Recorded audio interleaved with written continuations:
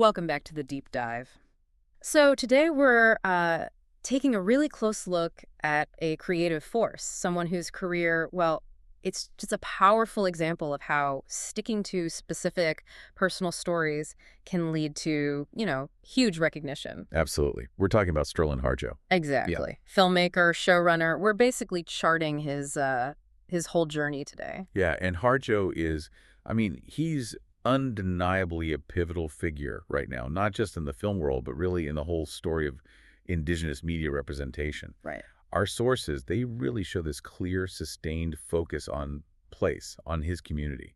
And that just defines, well, pretty much every single project he's touched. It's like the ultimate example, isn't it? Starting with indie films, doing that foundational work, and then having it lead to this absolutely groundbreaking success in television. Totally. And that's really what we want to dig into today. Yeah, that's the mission. We want to give you a kind of shortcut to understanding how he built this incredible career, from those early independent shorts and features, using Sundance as a launch pad, all the way to becoming a MacArthur Fellow, which is just huge, and co-creating Reservation Dogs. It's about the strategic steps, right? Yes. The moves that made him such an essential voice in American culture today. Definitely. So to really get the work, you have to understand the roots, as you said. Where does it all start? Okay, so the basics. Sterlin Harjo was born November 14th, 1979, Holdenville, Oklahoma.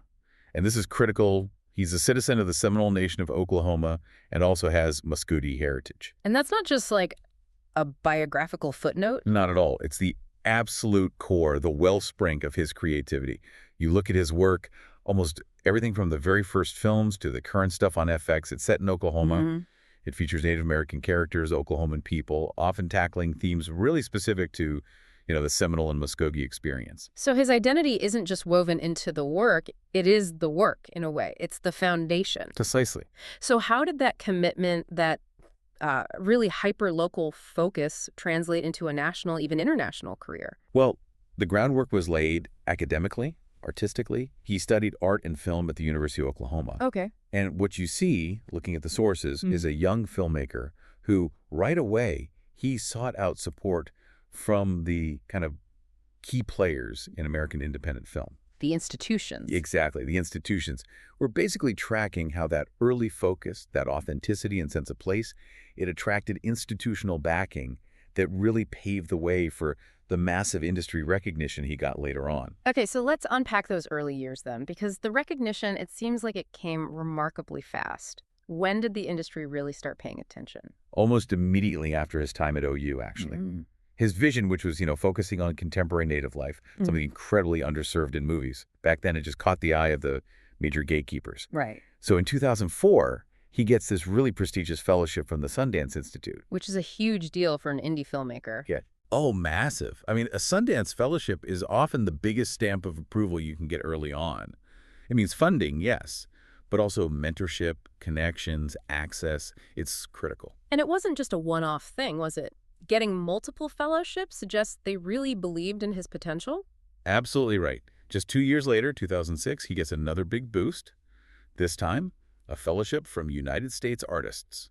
Okay, United States artists. Tell us a bit about them. Well, they're known for identifying and backing some of the country's most compelling artists, across all sorts of disciplines, writing, visual art, film. So it signals he wasn't just seen as a promising filmmaker, but like a broader cultural talent. Exactly. Getting both the Sundance and the USA fellowships, that really solidified his status as someone to watch, even before he'd finished his first feature film. It showed the indie world was already betting on his unique voice. And that confidence, it was built on his short film work initially. You mentioned Goodnight, Irene. Yeah, that was 2005. Goodnight, Irene really put him on the map. It premiered at the Sundance Film Festival in 2005. Kicking off that Sundance relationship. Precisely. That became a really powerful, consistent relationship for him. Sundance was the platform, and Goodnight, Irene, it didn't just play there. It won a special jury award at the Aspen Shorts Fest. Ah, okay. Which shows his storytelling was connecting beyond just the Native film community. Critics, audiences were responding. So that pattern, launching at Sundance, it leads us right into his first feature, 4 Sheets to the Wind, in 2007. How did this film kind of lay out the Harjo blueprint? 4 Sheets to the Wind is like the definitive statement of what he was about early on. The story itself, it centers on this young Seminole man. He travels from his really small, specific hometown. The sources really emphasize the small town aspect. Right. To Tulsa. He's going to visit his sister right after their father suddenly passes away. Okay, so things of grief, family. Absolutely. Yeah. Grief, dislocation, family bonds, but all framed by that physical Oklahoma landscape. And it's contemporary. And the critical reception for this debut, it was pretty significant, wasn't it? Nominated for the Grand Jury Prize at Sundance 2007. Yeah, which is massive for a first feature, competing at that top level of indie cinema right out of the gate. Incredible. And beyond Sundance, he was named Best Director at the 2007 American Indian Film Festival, AIFE. AIFE, okay. That recognition seems important too. It's crucial. AIFE is dedicated to celebrating authentic Native representation. So winning there confirms his standing within the indigenous creative community, while the Sundance nomination confirms his place in the broader industry. He was hitting both. And what's really interesting, you pointed this out, is how his work immediately started boosting the careers of his actors too. Yeah, that's a really key point for you listening. The film's co-star, Tamar Podemski, she won a special jury prize for her performance at Sundance. Wow. And then followed that up with a nomination for Best Supporting Actress at the Independent Spirit Awards in 2007. So it wasn't just about his vision, it was about creating opportunities. Exactly. It shows his authentic storytelling, his ability to direct actors. It immediately translated into mainstream recognition and, real professional opportunities for his indigenous collaborators. He was building something bigger than just his own career right from the very start. So the foundation is really solid by this point. Sundance backing, major fellowships, awards, launching acting careers, and all of it anchored in Oklahoma. He was setting a standard. Mm-hmm. And if Four Sheets to the Wind kind of introduced that road trip theme, his second feature, Barking Water, in 2009, well, it really deepened that whole idea. Okay, so still on the road, but how did he change it up? How did he raise the stakes? Barking Water shifts the focus. It's a much more intense journey. It's a final journey, really. It follows a dying man and his former lover on a road trip across Oklahoma. Another Oklahoma road trip. Yeah, but with a very specific destination and purpose. They need to get to Wewoka to see his daughter and granddaughter. So it's not about finding yourself after grief, like the first film maybe hinted at. This is about time running out. Exactly. Mortality. And again, the location, Wewoka, it's not just some random town. What's the significance? The sources explicitly note it's the capital of the Seminole Nation. Ah, okay. So that grounding in specific, culturally significant places is always there. The physical journey across the state, it becomes loaded with cultural meaning. It's a return to the heart of the Seminole Nation before death. And the reception. Did Sundance embrace this one too? Yep. Premiered at Sundance 2009, keeping that streak going. And it was named Best Drama Film at the 2009 American Indian Film Festival. So again, consistent success on both those important tracks. It shows a really smart, strategic balance he maintained. Okay, so after two narrative features focused on these road trips, he does something quite different in 2014. A documentary, This May Be the Last Time. That sounds intensely personal. Oh, it is. Deeply personal. Yeah. It's rooted right in his own family history. The film's based on the true story, still unresolved, of his grandfather who disappeared back in 1962. Happened in the Seminole County town of Sissaquah. A family mystery like that, it's a powerful hook for any documentary. For sure. But the real insight here, for you listening, might be how he used that personal story to explore something much broader, right? Specifically music. How did that work? Yeah, this is where you really see his skill for, cultural synthesis. The doc uses his grandfather's disappearance as a jumping-off point to explore Creek Nation hymns.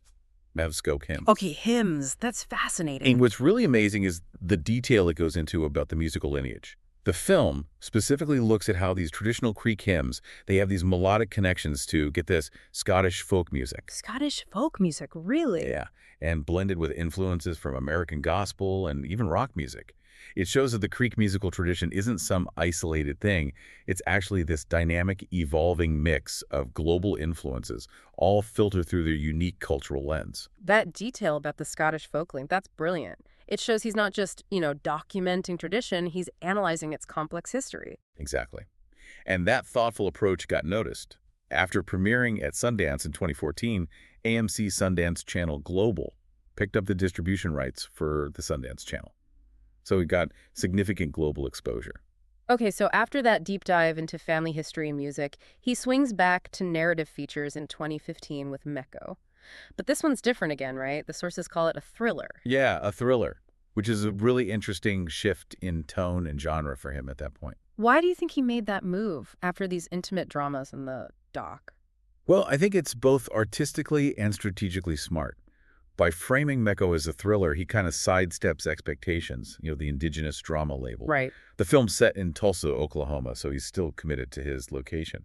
But it specifically focuses on the experiences of a Native American homeless community there. And using the thriller genre, in that context, that must have a specific purpose. It's not just for thrills. Oh, definitely not. Genre films, especially thrillers, they demand high stakes, a certain pace. They force you, the viewer, to engage intensely. Right. So by setting a thriller within this often marginalized community, Harjo uses the genre's intensity to shine a really bright, urgent light on the harsh realities of Native homelessness in a city. He's leveraging the commercial hook of the genre to deliver some powerful social commentary. Makes sense. Where did Mecco launch? It premiered at the Los Angeles Film Festival in June 2015. So yeah, by this point, he's shown real versatility across indie dramas, documentary, and now genre filmmaking. Yeah. Okay, so now we're moving into the period, let's say, roughly between 2015 and 2020. And this stage is actually really crucial. This is where Harjo was kind of honing all these diverse skills, comedy, journalism, directing shorts that would feed directly into the huge television success of Reservation Dogs. Right. People sometimes skip over this period, but the work he did here seems vital. He was juggling high-profile festival stuff with really local media work. Exactly. So on one hand, you have him directing short films like Sapanfkutustasine in 2009. That was part of something called the Embargo Collective Project. The Embargo Collective. Yeah, it was a collaborative effort specifically aimed at boosting the presence and quality of indigenous filmmaking. Harjo, being part of that, shows his commitment to, working with others to nurture Native talent and stories. And staying connected to Tulsa, to Oklahoma, that remained important. Absolutely vital. Kept him grounded creatively. He was the staff video director for this land press in Tulsa for a time. Okay. Directed a whole series of shorts for them. That's practical, boots-on-the-ground production experience in journalism, local storytelling, fast turnaround stuff. And at the same time, he's getting recognized internationally. Yeah, like serving on the shorts competition jury for Sundance in 2010. Yeah. So he's got a foot in both worlds. Yeah. The local media trenches and the peak of the international festival circuits. It's quite a balance. This period also really highlights his comedy chops, which might surprise people who only know the earlier, heavier dramas. He's part of a pretty influential comedy group. Yes. We absolutely have to talk about the 1491s. Okay, tell us about them. Harjo is one of the 5 founding members. They're a Native American sketch comedy group. And their work, it's just brilliant, sharp, observational, often really subversive humor that tackles Native stereotypes, contemporary life, everything. It's smart and hilarious. In that collaborative comedy environment, how formative was that? How did the style of the 1491s influence what we eventually saw in Reservation Dogs? Oh, the connection is totally direct. The signature tone of Reservation Dogs, that deadpan, realistic, often kind of surreal humor about everyday life. Yeah. Mixing these profound moments of grief or identity with genuinely funny, specific conversational dialogue. That blend of high emotion and high comedy, that's the DNA of the 1491s. Oh, okay. Working in that group allowed him to really sharpen his comedic timing, find those conversational rhythms that make the Res Dogs characters feel so real and, well, lovable. It taught him how to use humor not just for laughs, but as a way to critique culture and create genuine connection. And even while flexing his comedy muscles, he kept up the commitment to community news and journalism. That's a rare combination. It really shows profound dedication. He served as one of the directors for the Cherokee Nation's monthly TV news magazine, Osio, Voices of the Cherokee People. Wow. Think about that range for a second. Respected indie feature director, touring sketch comedian, and directing for a tribal nation's news program. That experience, capturing real life, delivering information clearly, grounding stories in specific community concerns, it made him uniquely equipped for episodic TV. He could blend the realism of journalism with the humor of the 1491s. And all of that whole diverse foundation, it leads directly into the television era, which kicks off, of course, with the show that changed everything, Reservation Dogs. Yeah, Reservation Dogs ran 2021 to 2023 on FX. This was a huge leap, right? Co-created, co-written, executive produced by Harjo, but also with Taika Waititi involved. How important was that collaboration? Oh, it was genius. Pairing Harjo's deep, specific, localized knowledge and sensibility with Waititi's global profile and proven comedic touch. Right, Waititi had massive momentum then. Exactly. It gave the project instant viability, commercial appeal, while making sure the creative core stayed completely authentic, rooted in Harjo's vision. And for FX, a network known for betting on distinctive voices, it was a major win. They gave them an incredible amount of creative freedom. And the recognition was immediate and huge. That moment at the Film Independent Spirit Awards really stands out. Yes. Yeah. The 37th Spirit Awards. It won Best New Scripted Series and Best Ensemble Cast in a New Scripted Series. Big wins. But the real impact went beyond the awards themselves, didn't it? Absolutely. It marked a historical moment that, frankly, needed to be celebrated loud and clear. Can you recount that moment for us? Because the quote itself really sums up the achievement. Yeah, actor Devery Jacobs, accepting the Ensemble Award, she gave this incredibly powerful statement. She said something like, "This prize is so much bigger than ourselves. Each of us come from different nations across Turtle Island who survived 500 years of colonization. Wow. And in the 100 years of film and TV, Reservation Dogs now marks the first project with all Indigenous creatives at the helm." The first project with all Indigenous creatives at the helm. I mean, just pause on that. That is genuinely transformative for the industry. It really is. It proved that authenticity, that full creative control by Indigenous people, it's not a risk or a niche concern. It's actually the key ingredient for making critically acclaimed, universally loved television. And the industry responded. Peabody Award in 2021. Yep, got the Peabody. FX renewed it for season 2 almost instantly. It confirmed the show was a hit critically and commercially. It completely validated that Harjo TD model of Indigenous-led storytelling. So the success of Res Dogs obviously catapulted Harjo into this position of being a highly sought-after showrunner, someone with the power to get new projects made. Which brings us to his second FX series, The Lowdown. Right. After Reservation Dogs wrapped up its run, Harjo launched The Lowdown, premiered in September 2025. And here, he took on even more creative control, creator, writer, director, executive producer. So this was Harjo showing he could lead a major network series solo post-YTD collaboration? Pretty much. Proving he wasn't reliant on that initial partnership to get a big show off the ground. And the casting for The Lowdown really speaks volumes about his status now, right? It absolutely does. The series stars Ethan Hawke. Ethan Hawke. Okay, that's major. Yeah. Attracting an actor of Hawke's caliber and reputation to a brand new FX series, right on the heels of Res Dogs. It just signals that Harjo is now seen as a top-tier creator. An auteur, really. Someone capable of delivering prestige, high-quality TV. His name now carries weight, guarantees artistic integrity and visibility. Yeah. It allows him to keep telling these unique Oklahoma stories, but on the biggest possible stage. But even with these massive TV shows, he's still keeping connected to his roots in indie film and music. He is, yeah. In 2023, he directed a music video for the Turnpike Troubadours. They're an Oklahoma country rock band. Ah, back to the Oklahoma music scene. Exactly. It circles right back to that deep connection we saw in his documentary, This May Be the Last Time. And on the film front, in 2024, he co-wrote the screenplay for Res Ball. Okay, Res Ball. Yeah, sports drama directed by Sidney Freeland. Him co-writing that shows he's actively collaborating with and supporting other Indigenous creators, lending his expertise to projects that continue exploring Native life, specific Indigenous stories.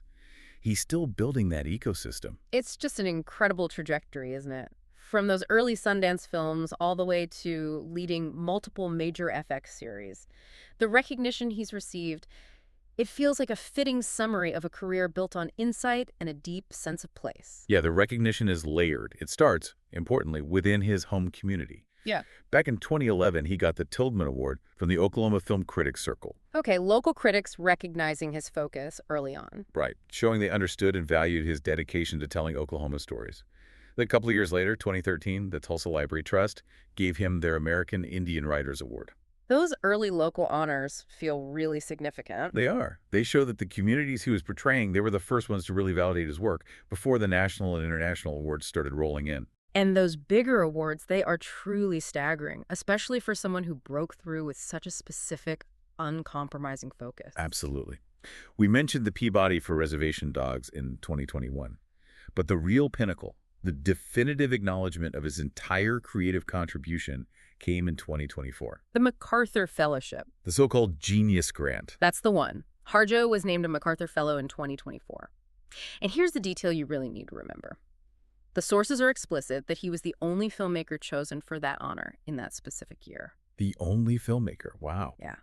The fellowship recognizes, quote, exceptional creativity and a pronounced capacity for self-direction. It's about a lifetime of contribution. That selection just underlines the profound, lasting impact of his work and his absolutely singular vision in redefining what American storytelling can look like, centered squarely in Oklahoma. It's such a powerful arc. From being an OU art student determined to capture Seminole and Muscogee life in indie films, to becoming this national creative leader holding one of the most prestigious arts awards in the entire country. Harjo's career just demonstrates so clearly that authentic, localized specificity that's maybe the strongest tool a storyteller has. Yeah. He took the specific roads, the family stuff, the music, the humor of Oklahoma, Yeah. and showed the world these stories are universal, compelling, and frankly, urgently needed.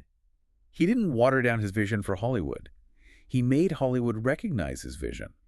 That really sums it up perfectly, that deep commitment. So we've seen how he used those cultural roots to create a genuine historical landmark with Reservation Dogs, the first truly indigenous-led show. Right. And then immediately followed it with another high-profile series, The Lowdown, pulling in major star power. His career is like a roadmap, really, showing how deeply specific, geographically rooted storytelling can actually achieve global impact. Okay, so that leads us perfectly into our final thought for you, the listener, to mull over. Harjo has proven he can turn pretty much any corner of Oklahoma culture into groundbreaking TV. We know he's committed to the place, and now he clearly commands significant resources. Just look at casting Ethan Hawke. So thinking about that, what unique, maybe untold aspects of his cultural world? Could it be different musical traditions, maybe specific urban indigenous experiences beyond what Mecco touched on, or perhaps a really deep dive into the modern day politics or history of the Seminole Nation, what might become the setting for his next groundbreaking series? What stories are still out there in Oklahoma waiting for Sterlin Harjo's unique lens?